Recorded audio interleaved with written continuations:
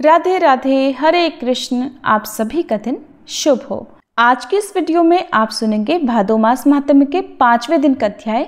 उससे पहले आज भी आपको भक्त और भगवान की बहुत सुंदर कथाएं सुनाएंगे। अगर आपको ये कथाएं अच्छी लगती हो तो वीडियो को लाइक करके इन्हें ज़्यादा से ज़्यादा भक्तों तक शेयर भी जरूर कीजिएगा। एक बार एक सेठ जी बहुत कंजूस थे, लेकिन वे थे श्री कृष्ण के अनन्य भक्त और वो अक्सर एक संत जी के प्रवचन सुनने जाया करते थे। एक बार उन कंजूस सेठ ने संत जी से विनती की कि महाराज, कोई ऐसा उपाय तो बताइए कि मैं भगवान की, अपने इष्ट श्री कृष्ण की भरपूर सेवा करूं, लेकिन मेरा एक भी रुपया खर्च ना हो। संत समझ गए कि ये व्यक्ति तो बहुत कंजूस है, लेकिन श्री कृष्ण के प्रति भक्ति भी अटूट है। तो उसकी भक्ति और श्रद्धा देखकर संत जी महाराज ने उसे एक अद्भुत उपाय सुझाया। संत जी कहने लगे कि तुम श्री कृष्ण की प्रतिदिन मानसिक पूजा किया करो। मन में ऐसा विचार करो कि तुम उनके श्री विग्रह को स्नान करवा रहे हो, उन्हें बहुमूल्य सुंदर वस्त्र धारण करवा रहे हो और फिर उनका उत्तम श्रृंगार कर रहे हो। इसके बाद उनको बढ़िया से बढ़िया भोग भी अर्पित कर रहे हो। इस विधि से तुम्हारा काम हो जाएगा। एक तो तुम्हारा एक भी पैसा खर्च नहीं होगा, दूसरा तुमको अपने आराध्य की भक्ति और सेवा दोनों का आनंद भी आएगा। संत महाराज मुस्कुराते हुए बोले, ये मानसिक पूजा है, लेकिन इसमें कोई कंजूसी बिल्कुल मत करना। संत की बात मानकर सेठ जी ने श्री कृष्ण की अब मानसिक पूजा आरंभ कर दी। सेठ जी का तो काम बन गया था। अब उनका नियम बन गया था कि वो स्नान के बाद बड़े भाव से श्री कृष्ण के विग्रह को स्नान करवाते, वस्त्र धारण करवाते और दूध में शक्कर डालकर उनको भोग लगाते। वे सब मन ही मन ये सब करते थे। अपनी मानसिक पूजा के इस नियम को करते हुए उन्हें कई वर्ष बीत गए। अब तो सेठ जी को कई बार अनुभूति होती कि मानो स्वयं श्री कृष्ण स्वयं उनका भोग ग्रहण करते हो।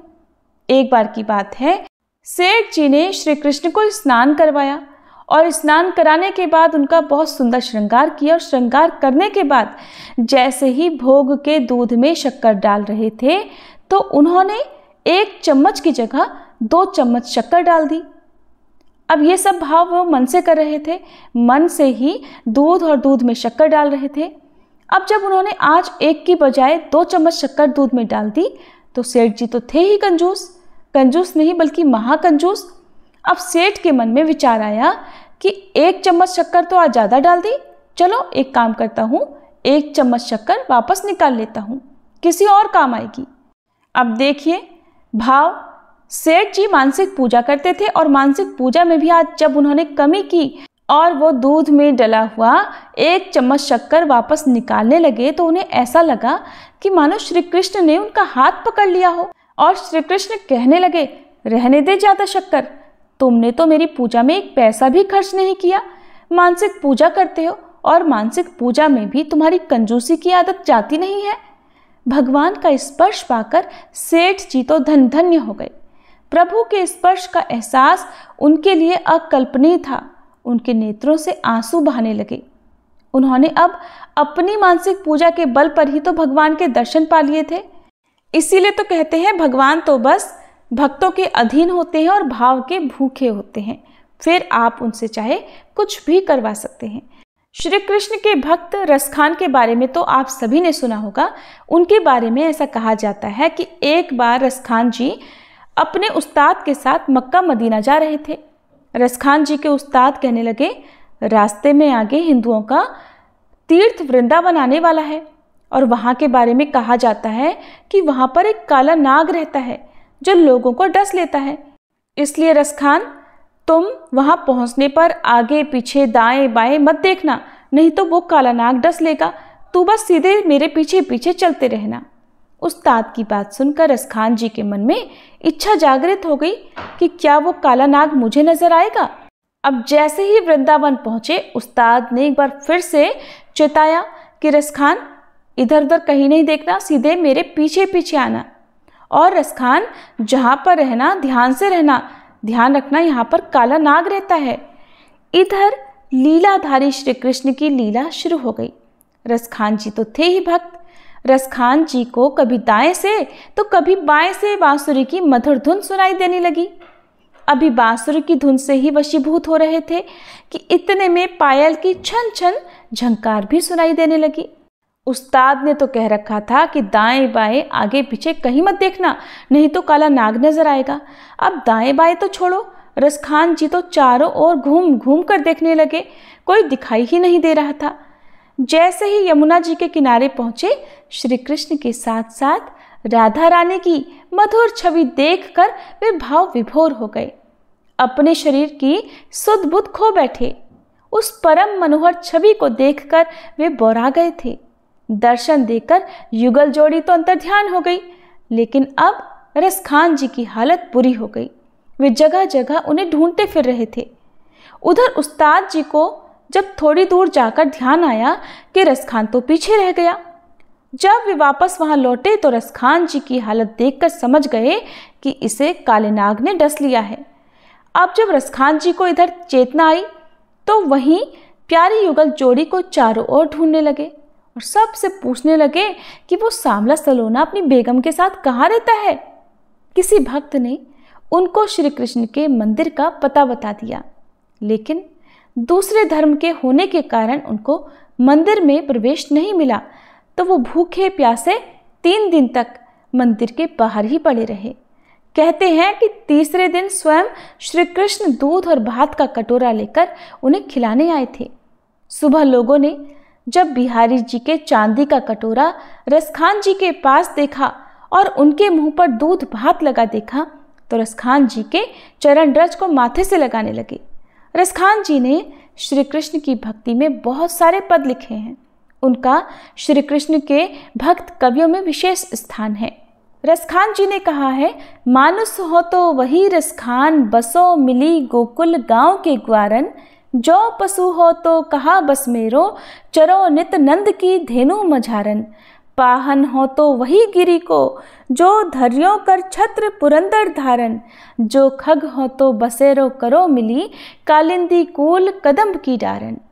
ये थी आज की कथाएं। सभी प्रेम से बोलिए भक्त कंजूस सेठ की जय, भक्त रसखान कवि की जय। आप सुनिए आज का अध्याय। ब्रह्मा जी कहते हैं, हे मुनिवरों, इस प्रकार स्तुति करके राजा ने समस्त कामनाओं को पूर्ण करने वाले सनातन पुरुष जगन्नाथ भगवान वासुदेव को प्रणाम किया और चिंतामग्न होकर पृथ्वी पर कुश और वस्त्र बिछाकर भगवान का ध्यान करते हुए वे उसी पर सो गए। सोते समय उनके मन में यही संकल्प था कि सबकी पीड़ा दूर करने वाले देवाधिदेव भगवान जनार्दन मुझे प्रत्यक्ष दर्शन कैसे देंगे। सो जाने पर देवाधिदेव जगतगुरु भगवान वासुदेव ने राजा को सपने में अपने शंख, चक्र और गदा धारण करने वाले स्वरूप का दर्शन कराया। राजा इंद्रद्युम्न ने बड़े प्रेम से भगवान का दर्शन किया। वे शंख और चक्र धारण किए हुए थे। उन्होंने शारंग नामक धनुष और बाण भी धारण कर रखे थे। उनका स्वरूप प्रलयकालीन सूर्य के समान दैदीप्यमान हो रहा था और वे प्रज्वलित तेज के विशाल मंडल लग रहे थे। उनका श्री अंग नीले पुखराज के समान श्याम था। वे गरुड़ के कंधे पर विराजमान थे और उनकी 8 भुजाएं शोभा पा रही थी। दर्शन देकर भगवान ने राजा से कहा, राजन, तुम्हें साधुवाद है। तुम्हारे इस दिव्य यज्ञ से, भक्ति से और श्रद्धा से मैं बहुत संतुष्ट हूँ। हे राजन, तुम व्यर्थ क्यों सोच में पड़े हो? यहाँ जो संसार में पूजने योग्य सनातनी प्रतिमा है, उसकी प्राप्ति का उपाय तुम्हें बतलाता हूँ। आज की रात बीतने पर निर्मल प्रभात में अर्थात सुबह के समय जब सूर्योदय हो, उस समय अनेक प्रकार के वृक्षों से सुशोभित समुद्र के जल प्रांत में, जहाँ तरंगों से प्रेरित महान जल की राशि दिखाई देती है, वहीं एक बहुत बड़ा वृक्ष खड़ा है, जिसका कुछ भाग तो जल में है और कुछ धरती में है। वह समुद्र की लहरों से आहत होने पर भी कांपता नहीं है। तुम हाथ में कुल्हाड़ी लेकर लहरों के बीच से अकेले ही वहां चले जाना, तुम्हें वह वृक्ष दिखाई देगा। मेरे बताए अनुसार उसे पहचान कर बिना किसी शंका के उस वृक्ष को काट डालना। उसे काटते समय तुम्हें कोई अद्भुत वस्तु भी दिखाई देगी। उसी से सोच विचार कर तुम दिव्य प्रतिमा का निर्माण करो और मुंह में डालने वाली चिंता को बिल्कुल छोड़ दो। ऐसा कहकर महाभाग श्रीहरि स्वप्न में अदृश्य हो गए। वह स्वप्न देखकर राजा को बड़ा आश्चर्य हुआ। उस रात को देखते हुए वे भगवान में मन लगाकर उठ बैठे और वैष्णव मंत्र और विष्णु सूक्त का जप करने लगे। प्रातःकाल उठे और भगवत स्मरण करते हुए विधि पूर्वक उन्होंने समुद्र में स्नान किया। फिर ब्राह्मणों को नगर और गांव आदि दान में देकर अपने पूर्वाह्न कृत्य करके समुद्र के तट पर चले गए। वहां अकेले ही महाराज ने समुद्र की महावेला में प्रवेश किया और उस तेजस्वी महावृक्ष को देखा। बहुत ऊंचा वृक्ष था और उससे बड़ी बड़ी जटाएं लटक रही थी। उसे देखकर राजा इंद्रद्युम्न बहुत प्रसन्न हुए। उन्होंने तीखे फरसे से उस वृक्ष को काट गिराया और उसके 2 टुकड़े करने का विचार किया। फिर जब उन्होंने उस लकड़ी का भलीभांति निरीक्षण किया तब एक अद्भुत बात उन्हें दिखाई दी। श्री विश्वकर्मा जी और भगवान विष्णु दोनों ब्राह्मण का रूप धरकर वहां आए। उनके कंठ में दिव्य हार और शरीर में दिव्य अंगराग शोभा पा रहे थे। वे दोनों अपने तेज से प्रज्वलित हो रहे थे। राजा के पास आकर उन्होंने पूछा, महाराज आप यहाँ कौन सा कार्य करेंगे? किस लिए आपने इस पेड़ को काट गिराया है? उन दोनों की बात सुनकर राजा बहुत प्रसन्न हुए। उन्होंने मीठी वाणी में उत्तर दिया, मैं यहाँ आदि अंत से रहित देवाधिदेव जगदीश्वर भगवान विष्णु की आराधना के लिए प्रतिमाएं बनवाना चाहता हूँ। इसके लिए स्वयं भगवान ने ही मुझे स्वप्न में प्रेरित किया है। राजा की ये बात सुनकर भगवान जगन्नाथ ने हंसकर कहा, महाराज आपका विचार तो बड़ा उत्तम है, इसके लिए आपको धन्यवाद है। ये भयंकर संसार सागर केले के पत्ते की तरह सारहीन है। इसमें दुख की ही अधिकता है। काम क्रोध इसमें पूरी तरह से भरे हुए हैं। इंद्रिय रूपी भंवर और कीचड़ के कारण ये अत्यंत दुस्तर है। नाना प्रकार के सैकड़ों रोग यहाँ भंवर के समान हैं। महाभाग आइए इस वृक्ष की शीतल छाया में हम दोनों के साथ बैठिए। ये मेरे साथी एक श्रेष्ठ शिल्पी हैं। ये सब प्रकार के शिल्प कर्म में अर्थात मूर्ति कला में साक्षात विश्वकर्मा जी के समान निपुण हैं। आप किनारा छोड़कर चले आइए, ये मेरे बताए अनुसार प्रतिमा तैयार कर देंगे। अब देखिए भगवान खुद ही राजा इंद्रद्युम्न से बता रहे हैं कि किस प्रकार प्रतिमाओं का निर्माण करना है। ब्राह्मण की बात सुनकर राजा इंद्रद्युम्न समुद्र का किनारा छोड़कर उनके पास चले गए और वृक्ष की शीतल छाया में बैठ गए। इसके बाद ब्राह्मण रूपधारी विश्वात्मा भगवान ने शिल्पियों में प्रधान विश्वकर्मा जी को आज्ञा दी कि तुम प्रतिमा बनवाओ। भगवान श्री कृष्ण का रूप परम शांत हो, उनके नेत्र पद्म पत्र के समान विशाल होने चाहिए। विवक्ष स्थल पर श्रीवत्स चिन्ह तथा कौस्तुभ मणि और हाथों में शंख चक्र और गदा धारण किए हों। क्या आप में से कभी किसी ने जगन्नाथ भगवान जी के मंदिर में जाकर उनके दर्शन किए हैं? अगर आपने दर्शन किए हों तो हो सके तो कमेंट बॉक्स में जरूर बताइएगा। भगवान राजा को आगे बताते हुए कहते हैं कि वे कौस्तुभ मणि, हाथों में शंख चक्र और गदा धारण किए हों। दूसरी प्रतिमा का विग्रह दूध के समान एकदम गोरा हो, उसमें स्वस्तिक का चिन्ह होना चाहिए। वे अपने हाथ में हल धारण किए हों। उनका नाम महाबली अनंत अर्थात बलराम जी होगा। देवता, दानव, गंधर्व, यक्ष, विद्याधर और नाग कोई भी उनका अंत नहीं जानते, इसलिए वे भगवान अनंत कहलाते हैं। और सुनो राजन, तीसरी प्रतिमा भगवान वासुदेव की बहन सुभद्रा देवी की होगी। उनके शरीर का रंग स्वर्ण के समान गौर और सुंदर शोभा से युक्त होना चाहिए। उनमें समस्त शुभ लक्षणों का समावेश होना बहुत आवश्यक है। भगवान के ऐसे कथन सुनकर उत्तम कर्म करने वाले विश्वकर्मा जी ने तत्काल उत्तम लक्षणों से युक्त प्रतिमाएं तैयार कर दी। पहले उन्होंने बलभद्र जी की मूर्ति बनाई। उनका वर्ण शरद काल के चंद्रमा की तरह श्वेत था। उनकी आंखों में कुछ कुछ लालिमा थी। उनका शरीर विशाल और मस्तक फणाकार होने से बड़ा विकट जान पड़ता था। वे नील वस्त्र धारण किए बल के अभिमान से उद्धत लग रहे थे। उन्होंने एक कुंडल धारण कर रखा था। उनके हाथों में गदा और मूसल शोभा पा रहे थे। उनका स्वरूप दिव्य था। दूसरा विग्रह साक्षात भगवान वासुदेव का था। उनके नेत्र कमल के समान प्रफुल्लित थे। शरीर की कांति नील मेघ के समान श्याम थी। उनकी श्याम आभा तीसी के फूल की तरह लग रही थी। बड़े बड़े नेत्र कमलपत्र की तरह लग रहे थे। शरीर पर पीतांबर शोभा पा रहा था। वक्ष स्थल में श्रीवत्स का चिन्ह और हाथ में चक्र था। इस प्रकार वे सर्व पापहारी श्रीहरि बड़े दिव्य दिखाई देते थे। तीसरी प्रतिमा सुभद्रा जी की थी, जिनके देह की दिव्य कांति सोने की तरह दमक रही थी। उनके नेत्र कमल पत्र के समान विशाल थे। उनका अंग विचित्र वस्त्र से ढका हुआ था। वे हार और केयूर आदि विचित्र आभूषणों से सुशोभित थीं। गले में रत्नमय हार लटक रहा था। इस प्रकार विश्वकर्मा जी ने उनकी बड़ी ही सुंदर रमणीय प्रतिमा बनाई। राजा इंद्रद्युम्न ने ये बड़ी ही अद्भुत बात देखी। सब प्रतिमाएं बिल्कुल एक क्षण में ही बन गई थी। सभी 2 दिव्य वस्त्रों से ढकी हुई थी। सबका तरह तरह के रत्नों से श्रृंगार किया गया था और सभी प्रतिमाएं अत्यंत मनोहर और समस्त शुभ लक्षणों से संपन्न थी। उन्हें देखकर राजा अत्यंत आश्चर्यमग्न होकर बोले कि आप दोनों ब्राह्मण के रूप में साक्षात देवता तो नहीं पधारे हैं। आप दोनों के कर्म तो बड़े अद्भुत हैं और आपके व्यवहार देवताओं की तरह लग रहे हैं। निश्चय ही आप मनुष्य तो नहीं जान पड़ते। आप देवता हैं या मनुष्य, यक्ष हैं या फिर विद्याधर? आप कहीं ब्रह्मा जी और विष्णु जी तो नहीं हैं? दोनों अश्विनी कुमार तो नहीं हैं? आप मायामय रूप से स्थित हैं, इसलिए आपके यथार्थ स्वरूप को तो मैं नहीं जानता। अब आप ही दोनों की शरण में आया हूं।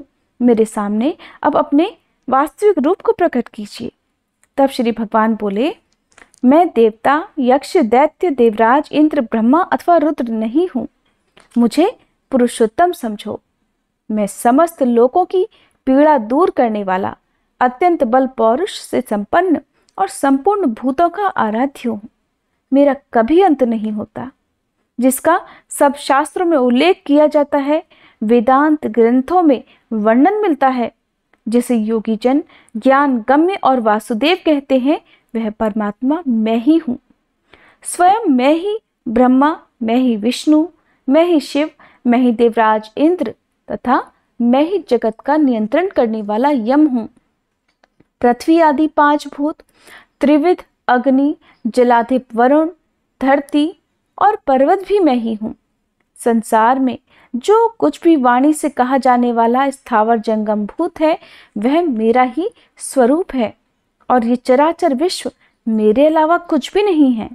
राजन, मैं तुम पर बहुत प्रसन्न हूं। हे सुव्रत, मुझसे वर मांगो।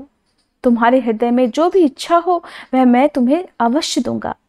जो पुण्यवान नहीं है उनको तो स्वप्न में भी मेरा दर्शन नहीं होता, और तुम्हारी तो मुझ में दृढ़ भक्ति है। राजन, तुमने मेरा प्रत्यक्ष दर्शन किया है। भगवान वासुदेव के ऐसे वचन सुनकर राजा के शरीर में रोमांच हो आया। वे इस प्रकार स्तोत्र गान करने लगे, हे लक्ष्मीकांत, आपको नमस्कार है। श्रीपते, आपके दिव्य विग्रह पर पीत वस्त्र शोभा पाता है। आप लक्ष्मी प्रदान करने वाले और लक्ष्मी जी के स्वामी हैं। हे श्रीनिवास, आप लक्ष्मी जी के धाम हैं, आपको नमस्कार है। आप आदि पुरुष, ईशान, सबके ईश्वर, सब और मुख वाले, निष्कल और सनातन परम देव हैं, आपको मेरा प्रणाम है। आप शब्द और गुणों से अतीत, भाव और अभाव से रहित, निर्लेप, निर्गुण, सूक्ष्म, सर्वज्ञ तथा सबके रक्षक हैं। आपका स्वरूप वर्षा काल के मेघ के समान श्याम है। आप गौ और ब्राह्मणों के हित में सदा संलग्न रहते हैं, सबकी रक्षा करते हैं। आप शंख, चक्र, गदा और मूसल धारण करने वाले देवता हैं। आपके श्री अंगों की सुषमा नील कमल दल के समान श्याम है। आप क्षीर सागर के भीतर शेषनाग की शैया पर शयन करने वाले हैं। आप देव देवेश्वर, वरदाता, व्यापक, सर्वलोकेश्वर, मोक्ष के साधक तथा अविनाशी भगवान विष्णु हैं। आपको पुनः मेरा प्रणाम है। इस प्रकार भगवान की स्तुति करके राजा ने हाथ जोड़कर प्रणाम किया और धरती पर मस्तक टेककर कहा, नाथ, अगर आप मुझ पर प्रसन्न हैं तो मैं ये उत्तम वर मांगता हूँ। देवता, असुर, गंधर्व, यक्ष, राक्षस, किन्नर, महानाग, सिद्ध, गुह्यक, विद्वान, सन्यासी, योगी, वेद तत्व का विचार करने वाले या अन्यान्य मोक्ष मार्ग के ज्ञाता मनीषी पुरुष जिस निर्गुण, निर्मल और शांत परम पद का ध्यान करते हैं, उस परम दुर्लभ पद को मैं आपकी कृपा से प्राप्त करना चाहता हूँ।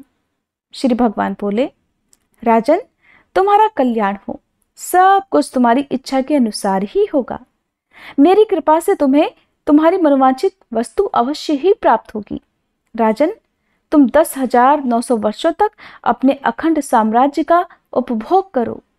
इसके बाद उस दिव्य पद को प्राप्त होगे जो देवता और असुरों के लिए भी दुर्लभ है, जिसे पाकर सब मनोरथ पूर्ण हो जाते हैं, जो शांत, गूढ़, अव्यक्त, अव्यय, पर से भी पर, सूक्ष्म, निर्लेप, निष्कल, ध्रुव, चिंता और शोक से मुक्त तथा कार्य और कारण से वर्जित ज्ञेय नामक परम पद है, उसका तुम्हें साक्षात्कार कराऊंगा।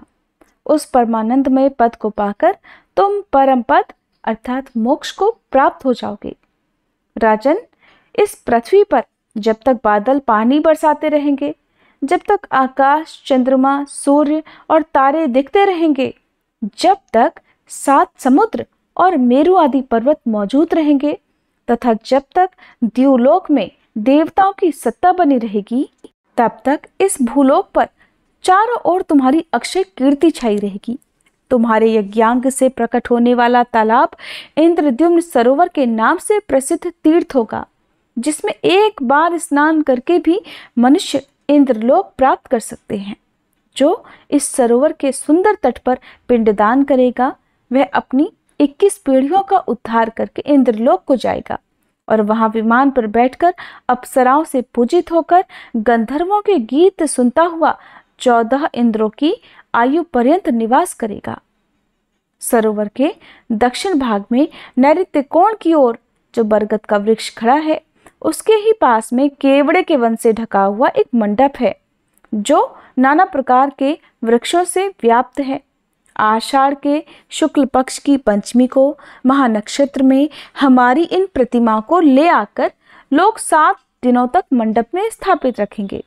उस समय बड़ा उत्सव होगा। सोने के दंड लगे हुए चंवर तथा रत्न भूषित व्यंजनों द्वारा सब लोग हमें हवा करेंगे। इस प्रकार मंडल पाठ पूर्वक हमारी स्थापना होगी। ब्रह्मचारी, सन्यासी, स्नातक, वानप्रस्थ, गृहस्थ, सिद्ध तथा अन्य ब्राह्मण नाना प्रकार के पदों वाले स्तोत्रों और ऋक, यजु और सामवेद की ध्वनि से बलराम और श्री कृष्ण की स्तुति करेंगे। उस समय जो मनुष्य भक्ति पूर्वक मेरी स्तुति, दर्शन अथवा नमन करेगा, वह श्री हरि के शोभामय धाम में विराजेगा। इस प्रकार राजा को वरदान देकर विश्वकर्मा जी सहित भगवान श्री विष्णु वहां से अंतर्ध्यान हो गए। राजा की प्रसन्नता की कोई सीमा ही नहीं रही। उनका शरीर रोमांचित हो आया। उन्होंने भगवान के दर्शन से अपने आप को कृतकृत्य माना। इसके बाद श्री कृष्ण, बलराम और वरदायिनी सुभद्रा जी को मणियों से जड़े हुए विमानों के आकार के रथों में बिठाकर वे बुद्धिमान राजा अमात्य और मंत्रियों सहित मंगल पाठ तथा गाजे बाजे के साथ ले आए और उन्हें परम मनोहर पवित्र स्थान में पधराया। फिर शुभ तिथि, शुभ समय, शुभ नक्षत्र और शुभ मुहूर्त में ब्राह्मणों के द्वारा उनकी प्रतिष्ठा कराई। उत्तम प्रासाद अर्थात महल में वेदोक्त विधि पूर्वक प्रतिष्ठा करके उन सब विग्रहों को स्थापित किया। फिर तरह तरह के सुगंधित पुष्पों से विधिवत पूजन करके सुवर्ण, मणि, मोती और तरह तरह के सुंदर वस्त्र अर्पित किए। विविध प्रकार के दिव्य रत्न, आसन, ग्राम, नगर, राज्य तथा पुर आदि भी दान किए। इस तरह अनेक प्रकार का दान करके राजा ने समुचित रीति से राज्य किया और तरह तरह के यज्ञ करके अनेकों बार दान दिए। फिर कृतकृत्य होकर राजा ने समस्त परिग्रहों का त्याग कर दिया और अत्यंत उत्कृष्ट स्थान अर्थात मोक्ष अर्थात भगवान श्री विष्णु के परम पद को प्राप्त कर लिया। मुनियों ने पूछा, हे सुरश्रेष्ठ, किस समय पुरुषोत्तम तीर्थ की यात्रा करनी उचित है और प्रभु किस विधि से पंच तीर्थों का सेवन अर्थात दर्शन करना चाहिए? स्नान दान रूप एक एक तीर्थ का और देव दर्शन का जो अलग अलग फल हो वह सब भी बताइए। तब ब्रह्मा जी बोले, जो कुरुक्षेत्र में अपनी इंद्रियों और क्रोध को जीतकर बिना खाए पिए 70,000 वर्षों तक एक पैर से खड़ा होकर तपस्या करता है और जो ज्येष्ठ शुक्ल द्वादशी को उपवास पूर्वक भगवान पुरुषोत्तम का दर्शन करता है वह पहले की अपेक्षा अधिक फल का भागी होता है। इसलिए मुनिवरों, स्वर्गलोक की इच्छा रखने वाले ब्राह्मण आदि को चाहिए कि वे ज्येष्ठ मास में प्रयास करके इंद्रिय संयम पूर्वक भगवान पुरुषोत्तम का दर्शन करें। श्रेष्ठ मनुष्य को उचित है कि ज्येष्ठ मास में शुक्ल पक्ष की द्वादशी को विधि पूर्वक पंचतीर्थों का सेवन करके फिर श्री पुरुषोत्तम भगवान का दर्शन करे। जो ज्येष्ठ की द्वादशी को अविनाशी देवता भगवान पुरुषोत्तम का दर्शन करते हैं वे विष्णु लोक में पहुंचकर फिर कभी वहां से नीचे नहीं गिरते। इसलिए ज्येष्ठ में प्रयत्न पूर्वक वहां की यात्रा करनी चाहिए और वहां पंचतीर्थ सेवन पूर्वक पुरुषोत्तम का दर्शन करना चाहिए। जो अत्यंत दूर होने पर भी प्रतिदिन भक्ति पूर्वक भगवान पुरुषोत्तम का कीर्तन करता है वह शुद्ध चित्त होकर भगवान विष्णु के धाम में जाता है। जो श्रद्धा पूर्वक एकाग्र चित्त होकर श्री कृष्ण के दर्शनार्थ यात्रा करता है वह सब पापों से मुक्त होकर भगवान विष्णु के लोक में जाता है। जो दूर से भगवान पुरुषोत्तम के प्रसाद शिखर पर स्थित नील चक्र का दर्शन करके उसे भक्ति पूर्वक प्रणाम करता है वह मनुष्य सहसा पाप से मुक्त हो जाता है। आज की कथा में बस इतना ही। इसके आगे की कथा और भी अधिक रोचक होगी। उम्मीद है आप अगली वीडियो का इंतजार भी जरूर करेंगे।